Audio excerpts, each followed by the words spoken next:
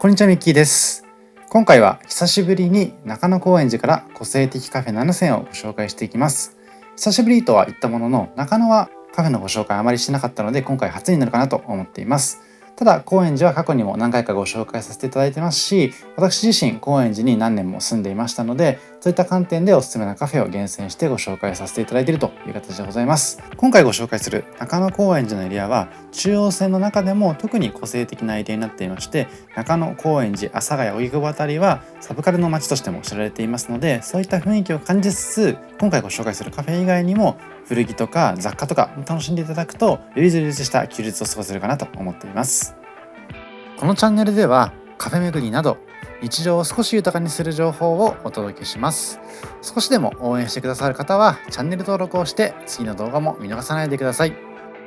ちなみに今回ご紹介するお店の Google マップ位置情報は本動画の概要欄から確認することができますので、実際にお店に訪問する際の参考としてご活用ください。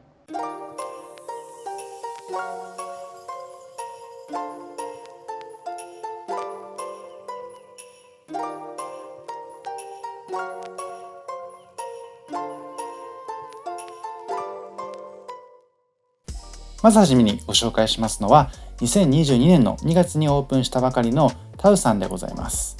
こちらは高円寺に新しくオープンした単色カフェになっていまして、コーヒーが楽しめる子ども服屋さんとネイルサロンとして早くも地元の人たちに親しまれているということでございます。こんな感じのテラス席もあったりとか、店内はお子さん向けの子ども服を売っているということもありまして、お子さんでも楽しめるような空間づくりをしてくれているのかなといった感じでございます。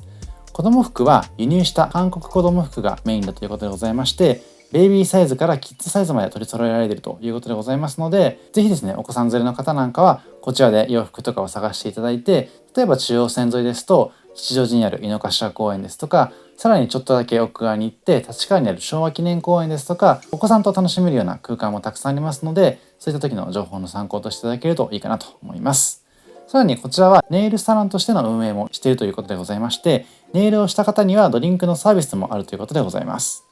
こういったお店作りをされているこちらのタウさんなんですけれども、育児中のママさんお二人がやりたいことを詰め込んだカフェだということでございますので、子供を連れてネイルにも来れて、さらに美味しいカフェドリンクも楽しめるっていうところが大事にされている部分なのかなといった印象でございます。で、こちらのお店ではお子さんだけではなくてワンちゃんも OK だということでございますし、ベビーカーも安心して持ち込めるということでございますので、本当にですね、大人だけじゃなくてお子さんも、そしてワンちゃんも一緒に楽しめるといった空間になっています。さらにお店自体の空間もグレー調の壁だったりとか、木材の優しめな色合いもありまして、とてもこだわった空間になっていますので、それこそお友達と来ていただいて SNS 映えな空間を楽しんでいただくという用途でもとてもお勧めできるかなと思っています。そしてこちらはこの日にいただきましたラテとスコーンでございます。スコーンは複数種類ありまして、この350円で1パックに2つの種類のスコーンを楽しむことができるんですけども、いろんな組み合わせがありますので、お好みのスコーンを探していただいて、自分好みのものを頼んでいただきたいと思っています。こういったいろんな味を楽しみたいという声を反映しているというところの心遣いもとても素敵な部分ですよね。で、こちらのラテも非常に美味しいコーヒーになっていまして、エスプレッソ系のドリンクを十分に楽しむことができますので、コーヒー好きな方でも楽しめるかなと思っています。テイクアウト用のカップで用意してくれますので、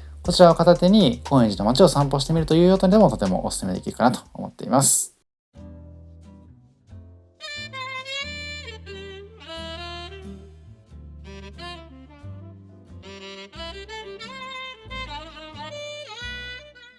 続いてご紹介しますのは、高円寺駅から丸の内線の新高円寺駅側に向かった先にありますこちらのブーケさんでございます。高円寺からだと少し歩くんですけども、新高円寺駅から来ると出てすぐにあるお店でございますし、こちらは朝からやってますのでとてもおすすめなお店になっています。水曜日が定休日になってるんですけども、土日も空いているという部分もとても嬉しいかなと思っています。早速お店の店頭にはモーニングセットの値段とメニューが書かれているかと思うんですけども、トーストと卵とトマトジュースと、あとはコーヒーもしくは紅茶がセットになって530円という非常にお得なセットをいただくことができますので、もし高円寺で一日楽しまれたいという方に関しましては、新高円寺駅で降りていただいて、こちらのブーケさんで朝ごはんを楽しんでいただいた後に高円寺のルック商店街とかで古着を楽しむというお楽しみ方もとてもおすすめかなと思っています。こんな感じで窓から外の景色を眺めることができますし、この光の感じとかもですね、とてもおしゃれになってますので、そのあたりもおすすめかなと思ってます。さらに夜になりますと、店内の照明の色も変わってくるということでございまして、昼と夜ではまた違った良さを味わえるという名店になっています。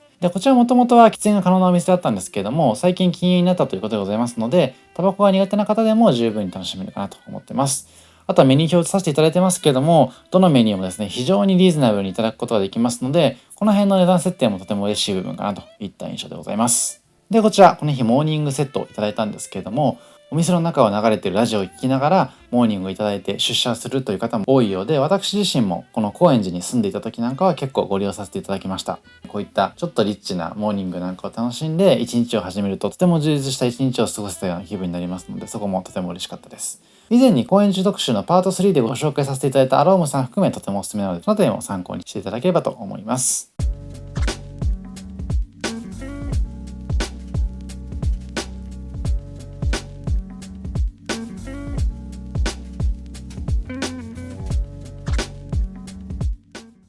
続いてご紹介させていただきますのは、高円寺から第一市場というところでございます。こちらは今から40年ほど前に建てられた建物で、当時は八百屋や魚屋、味噌屋など様々な専門店が並んでいて、高円寺で最も賑やかな市場だった場所を改装されて作られているということでございます。非常に個性的なお店がたくさん集まっていまして、高円寺の中でどこでご飯食べようかなと悩まれた方は、ぜひこちらに一度足を運んでいただいて、その時の気分に応じたおすすめな店舗を楽しんでいただきたい、そんな空間になっています。そんな第一市場からご紹介させていただきますのが、こちらのチョップスティックスさんでございます。こちら高円寺本店と書かせていただいていまして、実は以前に下北沢編でご紹介させていただいたみかん下北の中にもチョップスティックスさんが入っています。もちろん下北沢のお店を楽しんでいただくのもいいんですけども、ぜひ一度こちらの本店にも足を運んでいただきたいなと思っています。お店自体はベトナムの市場にある食堂を再現しているということでございまして、化学調味料無添加のベトナム料理屋さんになっています。自家製の国産米で作った生麺フォーが一押しだということでございまして、お米がこんなに美味しい日本という国だからこそ、日本初の国産米フォーを作ったというお店になっています。こちらのお店のオーナーシェフである茂木さんはですね、毎年ベトナムの北から南まで食べ歩きをして、名物料理や郷土料理はもちろん、地元の方に混ざって屋台や食堂で庶民の味を味わってメニューを考えているというところでございます。この日はエビ団子入り分龍クワ A セットをいただきました。このカニ汁麺と書いて分龍クワと読むということなんですけども、こちらの A セットでは分龍クワに加えまして、ベトナム鶏飯のハーフとハスチャがついてくるお得ぶりでございました。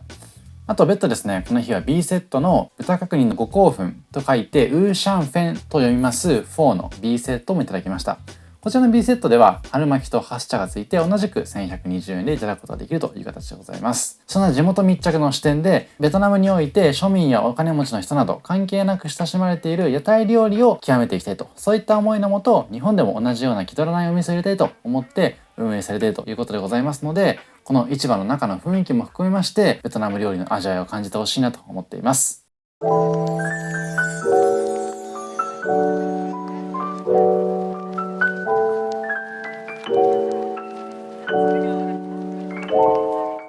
続いてご紹介しますのは、同じく高円寺から七つ森さんです。こちらは私が高円寺に住む中で最もお世話になったお店と言っても過言ではないようなお店でございます。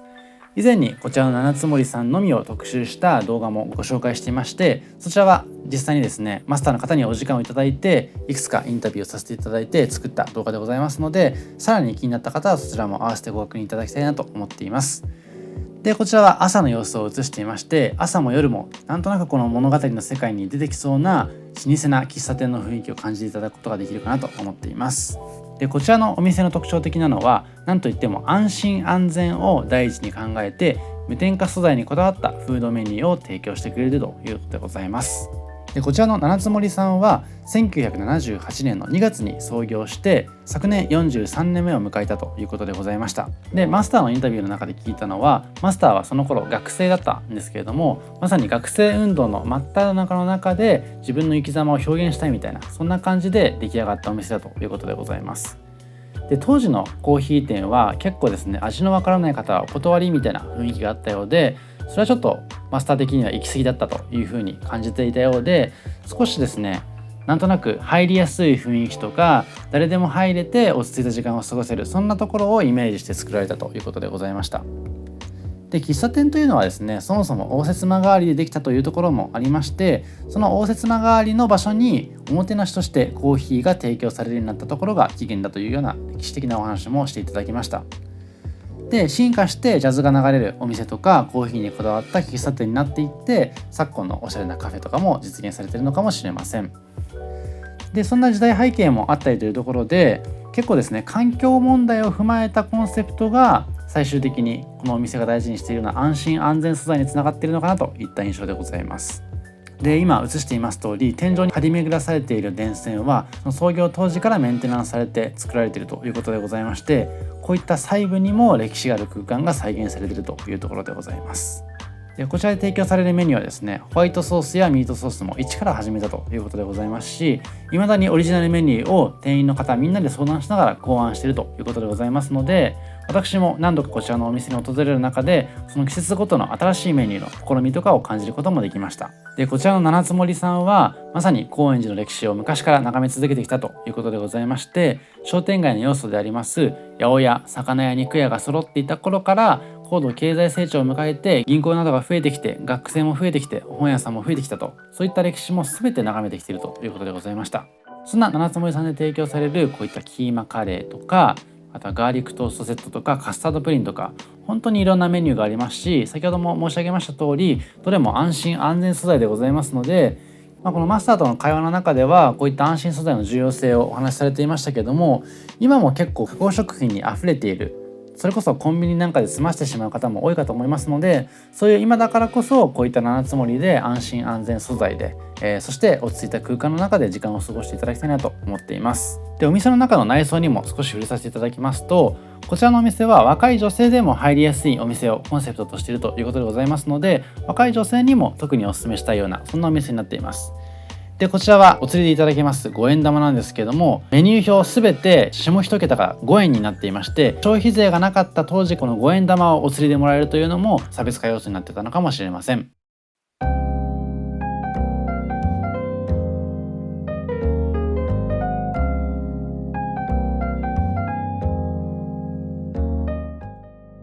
続いてご紹介しますのは、東中野からいつきコーヒーロースタリーさんでございます。東中野は中野から東側に向かっていただいて、ちょうど新宿の近くにあるエリアになってますので、実は新宿からもめちゃくちゃ近いんだなというふうにイメージされるといいかなと思っています。そんな東中野から歩いてすぐにありますのがこちらのいつきコーヒーロースターズさんになっていまして、めちゃくちゃ本格的なスペシャルティーコーヒーの豆で焙煎した自家焙煎のコーヒーが楽しめるというところがポイントになっています。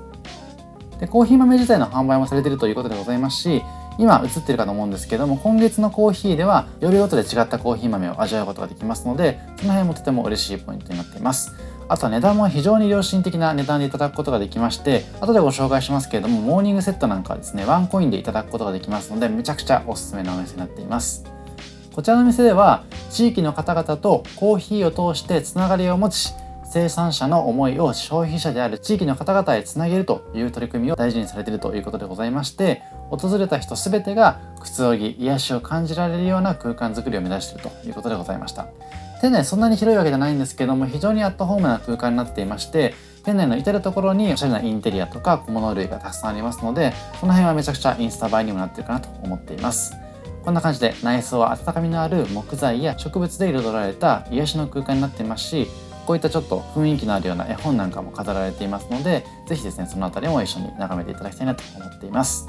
で日中は大きなガラス窓から光が差し込んでくる感じもとてもおすすめでございまして、今回モーニングセットいただいたんですけども、朝に訪れていただいてモーニングセットとこういった朝日が差し込む感じなんかを感じていただきますと、充実した時間の過ごし方にできるかなと思っています。平日は朝8時からやってますし、土日祝日は朝9時からやってますので、基本的にいつのタイミングでも朝から楽しむことができるかなと思っています。でコーヒーも一杯一杯丁寧にドリップしていただけますので、本格的なコーヒーとあとは入れたてのコーヒーの香りなんかを感じていただいて、とても満足感たっぷりなコーヒーをいただくことができるかなと思っています。もちろん個性的なカフェは中野にも高円寺にもたくさんあるんですけども、こちらのいつきコーヒーロースタリーさんをはじめ自家焙煎のコーヒーを楽しめるというところがとてもおすすめになっていると思いますので、ぜひですね気に入っていただいた方は豆の購入なんかも検討されるといいかなと思っています。そしてこちらがこの日にいただきましたモーニングセットになっているんですけれども、モーニングセットでいただきますホットサンドはツナ、卵、小豆から選ぶことができますので、その辺も朝の気分に応じて選んで頼んでいただきたいなと思っています。このホットサンドのパンの耳がないと思うんですけれども、パンの耳の部分はラスクにして別途いただくことができましたので、このモーニングセットはコーヒーとホットサンドだけじゃなくて、そのラスクも楽しめるところもめちゃくちゃお得感を増してくれるかなと思っています。何よりもワンコインでいただけるところがとても嬉しい部分ですよね。ちなみにモーニングセットは朝10時半までとなっていますので、その辺はご留意いただければというところです。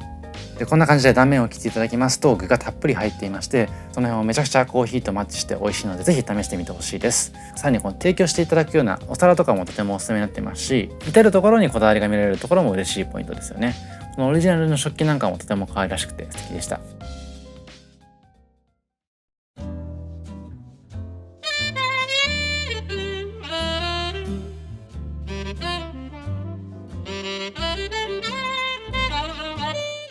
続いてはまた一駅だけ移動しまして、中野から不純喫茶ドープという2020年7月にオープンしたお店をご紹介していきます。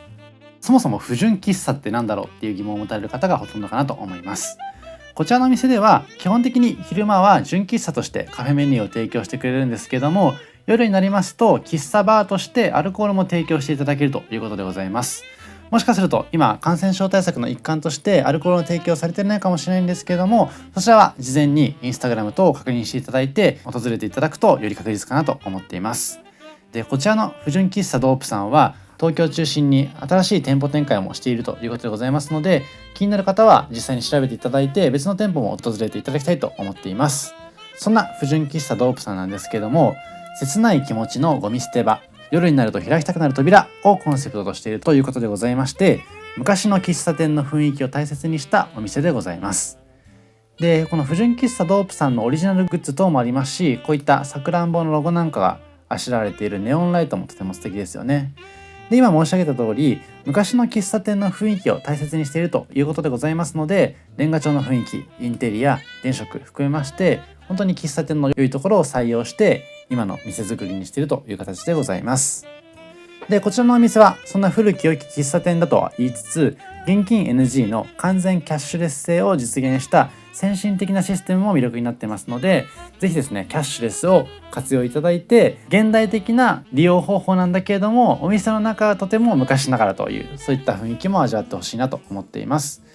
でカウンターからはこういった外の様子を眺めることもできますので、そのあたりもポイントになっています。あとはこちらでいただけるメニューのご紹介を軽くさせていただきますと、ニトロコーヒーやクリームソーダ、あとはナポリタン、そして昭和プリンが楽しめるところが魅力になっています。で私はこの日はクリームソーダをいただくことにしました。2人で来たのでこういった青と緑の両方のクリームソーダを頼んでみました。2つ頼んでみるとまさにインスタ映えな雰囲気が漂ってきますよね。で結構ですね食べるのクリームソーダは難しかったりしまして、クリームをうまく食べていかないと結構下にこぼれてしまいますので注意していただきたいなと思っています。あとは名物メニューのナポリタンをいただいたんですけれども、このナポリタンはソフト麺を意識した太麺を使用しているということでございまして、実際にご覧になっていただいても分かります通り非常にボリューミーな雰囲気になっています。器自体はとても小さいんですけれども、この太麺に絡み合ったケチャップとか、あとは玉ねぎやベーコンが入っているおかげで大変満足感のある食べ応えになっているかなという形でございます。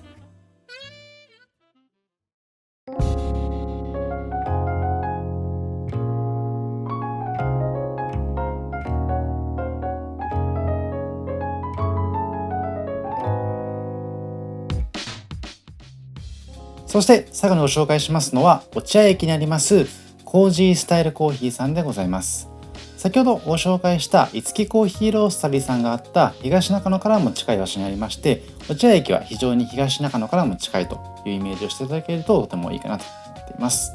こちらは模型屋さんが営むこだわりのコーヒー店になっていまして、1階は焙煎機があるような空間になっていまして、2階では軽い作業もできるような空間になっていますので、その辺もとてもおすすめかなと思っています。で店内入っていただきますと、こちらのお店で焙煎されたコーヒー豆の販売もされていますし、模型屋さんが営むということもありまして、こだわりのインテリアがたくさんあるところも特徴的な部分になっています。こちらのお店、店名にコージーとありますように、コージーというのは居心地の良いという意味だということでございまして、まさに店名の通り居心地が抜群のお店になっていました。こんな感じで店頭にはティラミスやフォガートなどのスイーツも用意されていますし、もちろん自家焙煎コーヒー店というだけありまして、こだわりのコーヒー豆をいただくこともできますので、コーヒーとスイーツを合わせて楽しんでいただきつつ、店内の落ち着いた空間の中で少し贅沢なひとときを過ごしていただければなと思っています。1階も結構テーブル席も複数ありますので、3、4人で来ていただいても十分に楽しめるかなと思っています。2階に登っていく途中にある階段から移させていただきましても、このお店全体がとてもおしゃれな雰囲気が伝わってくれるかなと思っています。でこちらのお店は店主さんも大変和やかな印象でございまして、客層もリピートする地域のお客さんが多いという印象でございました。でこの2階のスペースなんですけれども、カフェ利用をすることもできますし、レンタルスペースになっているということでございますので、空いている場合は使うことができるようなんですけれども、予約が入ってしまった場合にはこちらを開けていただくことになるかなといったことが注意書きで書かれていました。でソファー席なんかもありますので、ここもとてもゆったりと過ごすことができそうですね。でこちらは先ほどご紹介させていただきました2階のテラス席だったりとか、あとはこのテラス席に向かう通路なんかもあります。でやっぱりこういった模型なんかが随所に飾られていまして、建築学生の方ですとか、それこそアートが好きな方なんかも楽しめるような、そんな空間になっているのかなと思っています。で席は木目調を基調とした柔らかい雰囲気になっていますし、レンタルスペースとしても利用できるということもありまして、コンセント席もたくさんありましたので、作業向けにもとてもおすすめかなと思っています。こちらでは源泉農園から無農薬無化学費用の優秀なコーヒー豆を厳選して、まさにこの癒しの空間と調和したような本格的なコーヒーを味わえるといった形でございます。でこんな感じでこの日に用意されていますコーヒー豆の一覧なんかも詳しく説明していただけますので、ぜひそのあたりを参考にしていただいて、自分好みのコーヒーを探していただくととてもいいかなと思ってます。でこの日はホットコーヒーとアイスコーヒー別々に頼んでみたんですけども、アイスコーヒー自体は氷がコーヒーでできているということでございますので、溶けても水っぽく薄くならずに美味しく味わうことができるというところも特徴になっていました。このあたりが本当にコーヒーにこだわりがあるお店だからこそ実現できるような工夫になっているのかなと思っています。以上、今回は中野高円寺から個性的なカフェを7選ご紹介させていただきました。中野のお店は今回初めてご紹介させていただいたんですけれども、他にもたくさんおすすめのお店がありますし、やっぱり中央線エリアというのは純喫茶がおすすめでなかなか巡れてない部分もありますので、また別の機会でご紹介できればと思います。ただですね、結構撮影が難しかったりっていうところもたくさんありまして、私も実際に訪れてみて相談してみたけれども撮影はできませんというような形で断念した部分もありますので、その辺は巡り合わせだと思いつつ、素敵な空間とか素敵なお店とか、あとは素敵な人たちに出会っていきたいなと思っています。ぜひ次回も楽しみにしてください。以上、ミッキーでした。ありがとうございました。